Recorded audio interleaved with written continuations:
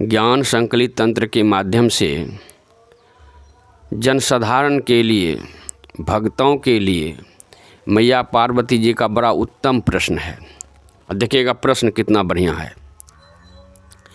मैया पार्वती जी भगवान शिव से पूछते हैं कि प्रभु,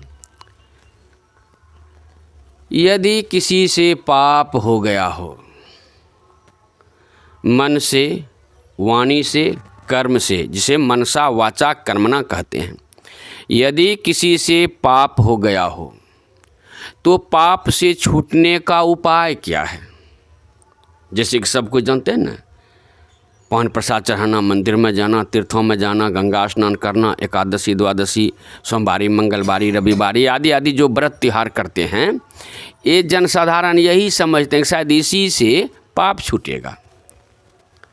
लेकिन भगवान शिव जी की वाणी को मैं आज सुनाने जा रहा हूँ, जो अभी पाठ में आप लोगों ने सुना। भगवान शिव जी कह रहे हैं, और रामचरितमानस के बालकांड में गोस्वामी जी भी बोले हैं। यानी कि संत और भगवंत दोनों के वाणी का दिखेगा यहाँ कितना सुंदर मेल है। किस उपाय के लिए? तो पाप से छूटने का उपाय क्या है? आज तक जो हम लोग जाने हैं कि गंगा जी में स्नान कर लेंगे, या अभी जो महाकुंभ का पर्व चल रहा है, महाकुंभ क्या है, कैसे स्नान करना है, कहाँ पे स्नान करना है, महाकुंभ स्नान का फल क्या है, उसी पर थोड़ा सा चर्चा भगवान शिव के वाणी के आधार पर मैं करने जा रहा हूँ। तो मैया भवानी पार्वती जी के पूछने पर भगवान शिव बोले हैं कि हे देवी, बाहर में कहीं घूमने से, कहीं जाने से, कोई क्रियाकांड से, कोई पूजा पद्धति से ये पाप छूटने वाला नहीं है। क्योंकि पाप का छाप मन पर पड़ता है, और मैल जो है ना ये शरीर पर पड़ता है। मैल जो है ना बाहर, ये मैल धूलकन का, मिट्टी का, कीचड़ का, ये वस्त्र पर और व्यक्ति के शरीर पर पड़ता है। इसीलिए गंगा स्नान कीजिए या चापाकल पर स्नान कीजिए या नदी तालाब कहीं कीजिए, शरीर का मैल छूटता है, मन का मैल तो छूटता नहीं है। मन तो है भीतर में, अंतःकरण है जो उसमें मैल है। अंतर मलिन विषय मन अति, गोस्वामी जी बोले हैं विनय पत्रिका में, अंतर मलिन विषय मन अति तनु पावन करिए पखाड़े। यहाँ तो भीतर में विषय मन जो है ना वो गंदा है, और धो रहे हैं बाहर में।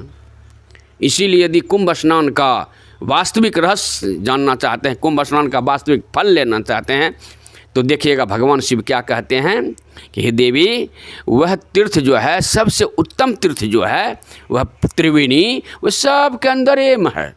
अब बोले तो कितना आसान है, एक को पैसा खर्चा नहीं, फ्री ऑफ कॉस्ट में सब के अंदर एम तीर्थ है। तो मैया पार्वती बोले कहाँ में है? सबके अंदर एम है तो है कहाँ में? तब भगवान बोले हैं, ईरा भगवती गंगा पिंगला यमुना नदी, ईरा पिंगल योर मध्य सुषुमना चो सरस्वती। गुरु महाराज क्या बोले हैं? पिंगल दहिन गंग सूर्य इंगल चंद जामुन वाई, सरस्वती सुषमन बीच चेतन जल धार नाई। कितना सुंदर संत वाणी और भगवंत वाणी का मिश्रण है।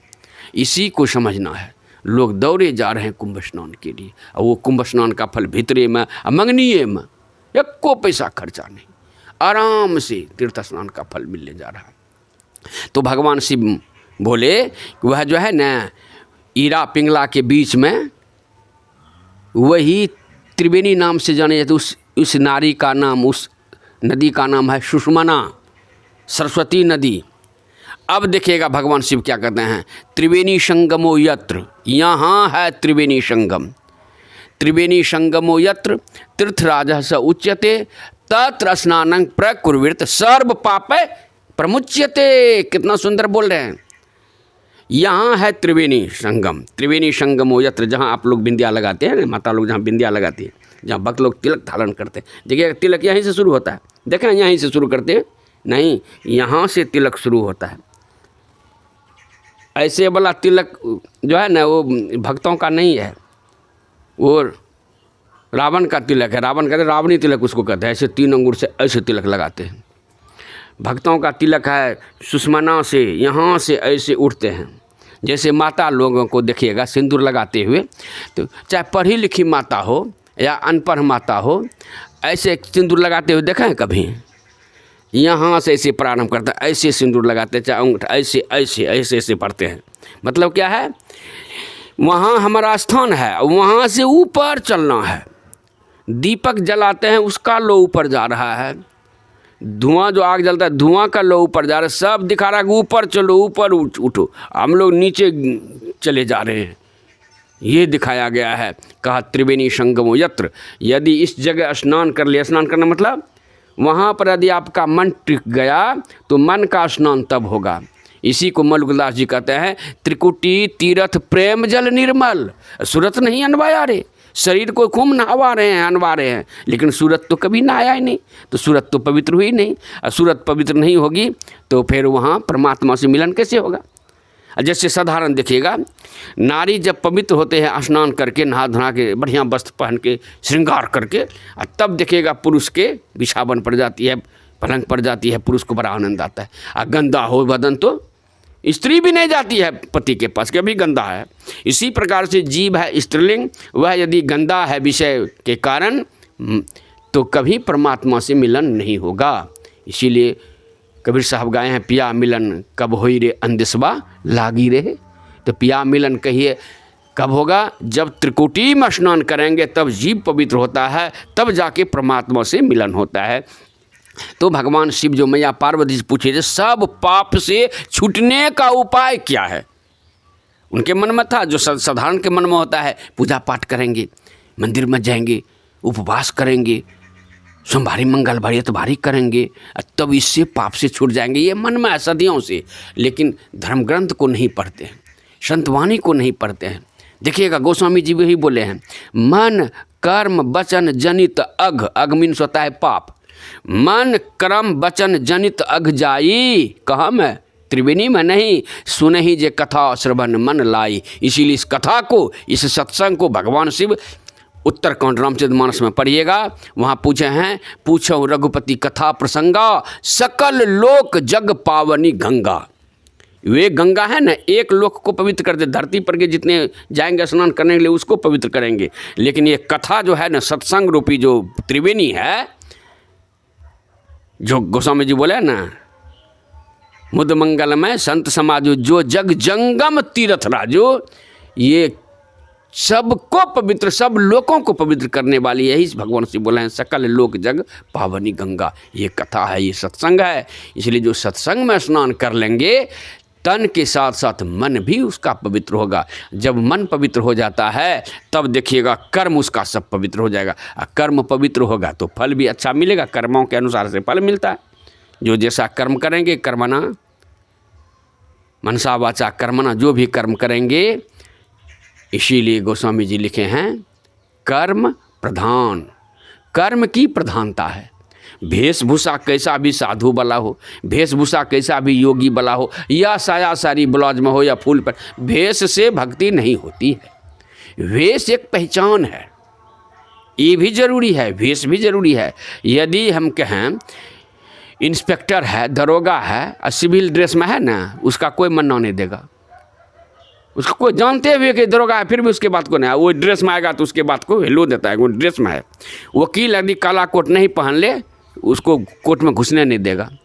इसलिए सबका ड्रेस भी जरूरी है, लेकिन उससे बेसी महत्वपूर्ण है कर्म का। इसलिए गोस्वामी जी लिखे हैं, कर्म प्रधान विश्व करी राखा, विश्व में सबसे ज़्यादा प्रधान कर्म का है। और कर्म होता है इंद्रियों से, इंद्रियों का मालिक मन है। मन यदि गंदा है तो कर्म गंदा होगा, मन यदि पवित्र है तो कर्म पवित्र होगा। और कर्म का फल तो भोगना, अवश्य में भोक्तव्यम कृतं कर्म शुभाशुभ, भगवान कृष्ण भी बोले हैं।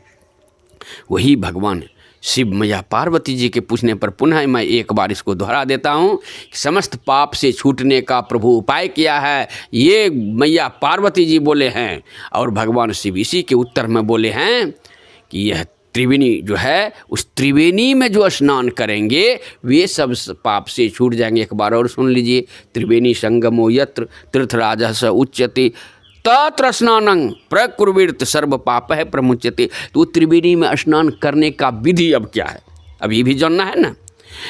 त्रिवेणी में कैसे पहुँचे, हम लोगों का ख्याल इधर 9 इंद्रियों के माध्यम से इधर 9 द्वार जो है ना शरीर का, इसी से बाहर नीचे गिर रहे हैं, संसार में जा रहे हैं, तो ऊपर त्रिवेणी में कैसे जाएंगे।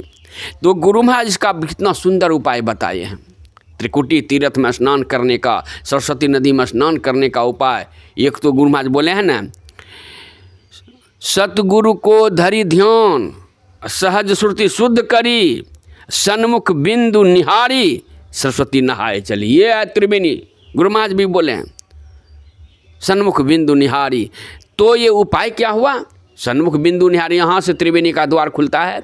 लेकिन वहाँ तक जाने के लिए गुरु महाराज कहते हैं, सूरत जो है, चैतन्य वृत्ति जो है, मन जो है, संसार में दौड़ रहा है, संसार में फैला हुआ है। उसको समेटने के लिए गुरु महाराज कहते हैं एक नाम का जाप करो। इसलिए एक नाम का जाप और एक रूप का ध्यान किए हैं, क्योंकि संसार नाम और रूपात्मक है। नाम रूप से संसार बना हुआ, नाम और रूप को हटा दीजिए, संसार समाप्त हो जाएगा। 5 विषयों को हटा दीजिए, संसार समाप्त हो जाएगा। तो ये नाम रूपात्मक जो संसार है, उससे मन को समेटने के लिए, उससे सूरत को समेटने के लिए, चैतन्य वृत्ति जो उसमें फैली हुई है उसको समेटने के लिए एक नाम का जाप, एक रूप का ध्यान, इसी का सहारा लेना। नाम रूपात्मक संसार है तो नामे रूप का सहारा लेंगे। इसमें पूजा पद्धति के कोई उपाय नहीं है, कोई वैल्यू नहीं है। पूजा पद्धति से मन समेट में आ जाएगा, नहीं होगा। एक नाम के जाप से मन सिमटेगा, फिर एक रूप का ध्यान करने के मन और सिमटेगा। पूर्ण सिमटाव बिंदु ध्यान से होता है। सत्संग योग 4थे भाग में गुरु महाराज इसको लिख भी दिए हैं, उल्लेख कर दिए हैं। ये उपाय है मन को समेटने का।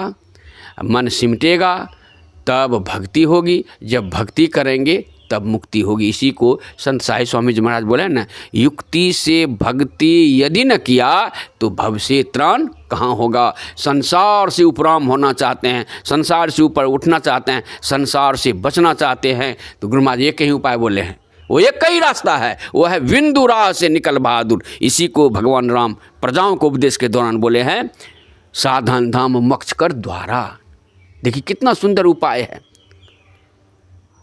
राह वारिक गुरुदेव ते पाइए।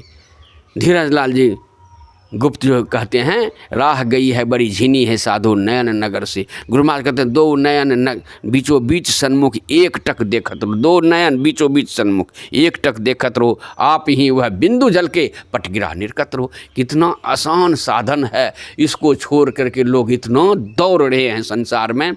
संसार में दौड़ते हुए आज तक किसी को कुछ नहीं मिला। इसीलिए कबीर साहब की वाणी है कि बैठे न रास्ता काटा और चलते न बाट न पाई। गुरु महाराज वही कहते हैं, खोजते फिरते बहुत से इस जगत से जा बजा। बाहर में कितना भी खोजिए, परमात्मा की पहचान प्रतिभिज्ञा नहीं होगी। जो भीतर में खोजा है तो सबसे पहले अपने की पहचान हो जाती है, और अपने को जो पहचान लेगा तब परमात्मा मिलेंगे। सहजोबाई बोले हैं ना, आपकी बिरादरी के हैं सहजोबाई, यानी कि नारी जाति के, वे क्या बोले हैं, आपुन ही को खोज मिले जब राम स्नेही। कितना सुंदर बोले हैं, आपुन ही को खोज, अपने की पहचान हो जाए तब परमात्मा मिलेंगे। ये है। दूसरा अर्थ है, अपने की खोज तब होगी जब मिलेंगे राम स्नेही। राम स्नेही कहते हैं संत को। जब संत मिलेंगे ना तभी आप अपने को पहचान सकते हैं। इसी को देखिएगा, स्वामी विवेकानंद बोले हैं, as my introduction is only tell to me you can be guru। Swami Vivekananda क्या बोले हैं, मुझसे मेरा परिचय जो करा दे उसे गुरु कहते हैं। गुरु ने कि कंठी बांध दिया, कान में मंत्र फूंक दिया, गुरु हो गए, नहीं। जो आपको अपने से पहचान करा दे कि आप हैं कौन, मैं कौन हूँ, ये जानने में आ जावे, वह जो उपदेश करने वाले हैं कि मैं को कैसे जानूँ, अपने को कैसे जानूँ, तब समझे को असली गुरु है। मैं को जानते नहीं हैं, आज जानते किसको हैं, शरीर को, संसार को। महर्षि संत सेवी परमहंस जी महाराज की एक वाणी है ना, मैं नहीं, कितना प्रसिद्ध वाणी है संत सेवी बाबा का, मैं नहीं शरीर की तरफ कर रहा, हम लोग इसी को जानते हैं, मैं नहीं, मेरा नहीं, ये मैं किसी का है दिया। संत साई स्वामी जी महाराज की भी आप प्रवचन में सुने होंगे, इस देह को मैं मानना कि मैं हूँ सबसे बड़ा यह पाप है। जितने भी पाप होता है नहीं, शरीर भाव में रहने के कारण, जैसे कि अगर शरीर मैं नहीं हूँ सब पाप छूट जाएगा। इसलिए संत साई स्वामी जी महाराज बोले हैं कि इस देह को मैं मानना सबसे बड़ा यह पाप है। है पाप जितने पुत्र इनके सब पाप का यह बाप है।